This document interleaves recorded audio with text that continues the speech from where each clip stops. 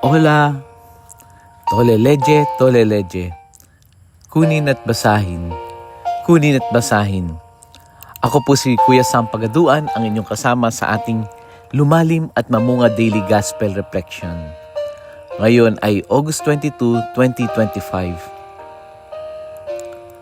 Ang mabuting balita ng Panginoon ayon kay San Lucas, chapter 1, verse 26 to 38. Nang ika-6 na buwan na ng pagdadalang tao ni Elizabeth, ang Anghel Gabriel ay sinugo ng Diyos sa Nazaret, Galilea, sa isang dalaga na ang pangalay Maria. Siya'y nakatakdang ikasal kay Jose, isang lalaki buhat sa lipi ni Haring David. Paglapit ng anghel sa kinaroroonan ng dalaga, binati niya ito, "Matuwa ka, ikaw ay kalugod-lugod sa Diyos," wika niya. Sumasayo ang Panginoon. Nagulumihanan si Maria sa gayong pangungusap at inisip niyang mabuti kung ano ang kahulugan niyon. Kaya't sinabi sa kanya ng anghel, "Huwag kang matakot, Maria, sapagkat kinalulugdan ka ng Diyos. Makinig ka, ikaw ay maglilihi at manganganak ng isang lalaki at siya'y tatawagin mong Jesus. Magiging dakila siya at tatawaging anak ng kataas-taasan. Ibibigay sa kanya ng Panginoong Diyos ang trono ng kanyang amang si David. Maghahari siya sa angkan ni Jacob magpakailanman, at ang kanyang paghahari ay walang hanggan." "Paano mangyayari ito, gayong ako'y dalaga?" tanong ni Maria.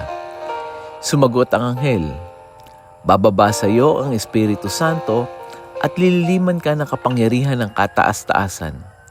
Kaya't banal ang ipapanganak mo at tatawaging anak ng Diyos. Natatandaan mo ang iyong kamag-anak na si Elizabeth? Alam ng lahat na siya'y baog, ngunit nagli siya sa kabila ng kanyang katandaan. At ngayon, ika-6 na ng buwan ng kanyang pagdadalang tao, sapagkat walang hindi makapangyayari ang Diyos." Sumagot si Maria, "Ako'y alipin ng Panginoon, mangyari sa akin ang iyong sinabi." At nilisan siya ng anghel. Ang mabuting balita ng Panginoon. Pinupuri ka namin, Panginoong Hesukristo. Magandang araw po sa inyong lahat. Kung babalikan natin si Maria, ano ba yung kanyang description? Isa siyang simpleng dalaga, isang ordinaryong tao na tulad natin nung kanyang kapanahunan.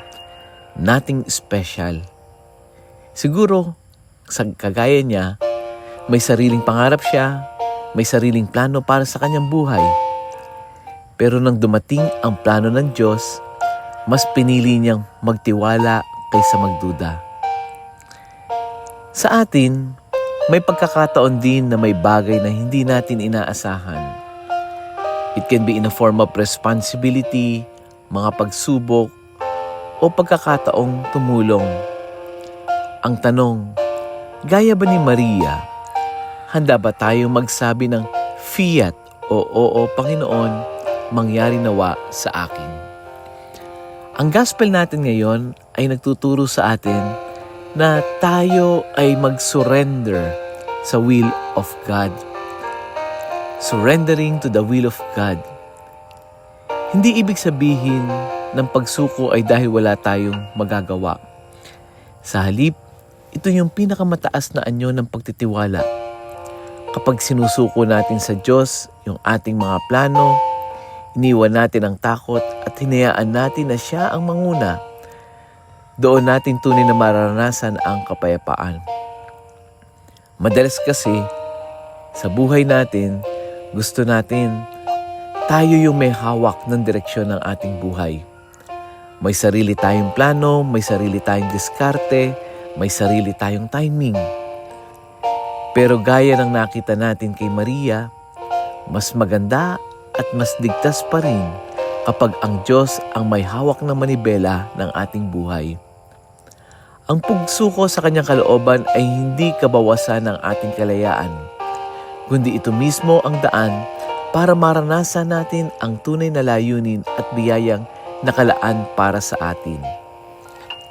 Kasi, totoo nito, Kapag lumalaban tayo sa kalooban ng Diyos, nauuwi lang tayo sa pagod, anxiety, pagkabalisa, or kalituhan.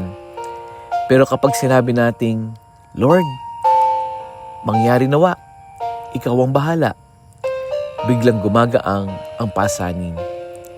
Hindi ibig sabihin nawawala ang problema, pero nagkakaroon tayo ng lakas at direksyon dahil alam natin na may dakilang plano siya kaysa sa atin. Kaya nga, ang surrendering to God's will ay laging best option. Kasi ang Diyos ang nakakakita ng mga hindi natin nakikita. Naintindihan niya ang hindi natin kayang unawain. At mahal niya tayo nang higit pa sa pagmamahal natin sa ating sarili. Kaya kung tutusin, ang tunay na kalayaan ay hindi pagkapit sa ating sariling kagustuhan, kundi pagbitaw at pagyakap sa plano ng Diyos. Let us pray. Panginoon, salamat po sa halimbawa ni Maria na buong puso niyang tinanggap ang iyong plano. Tulungan niyo po kami na maging mas bukas at handa kahit sa mga bagay na hindi namin lubos na naunawaan.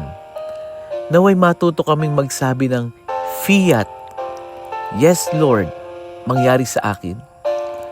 At umuo kami sa paglilingkod sa aming kapwa. Gawin niyo kaming daluyan ng iyong biyaya upang mas marami pang tao ang makaranas ng iyong pagmamahal. Amen.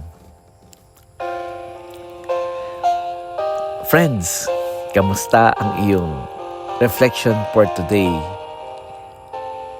I-share din natin ito, yung audio gospel na ito sa ating mga kapamilya, kamag-anak, sa mga kaibigan natin, sa mga ka-classmate natin, mga ka-batchmate natin sa ating GC. Hayaan nating makarating sa mas maraming tao ang buhay na salita ng Diyos. At huwag din natin kalimutan na mag-follow sa social media account, no? Para sa iba pang mga reflections at inspiration. Muli, ako po si Kuya Sam Pagaduan, lagi nag-aanyaya. Halina, tayo ay lumalim at mamunga. Lumalim sa pananampalataya at mamunga ng mabuting gawa. God bless us all.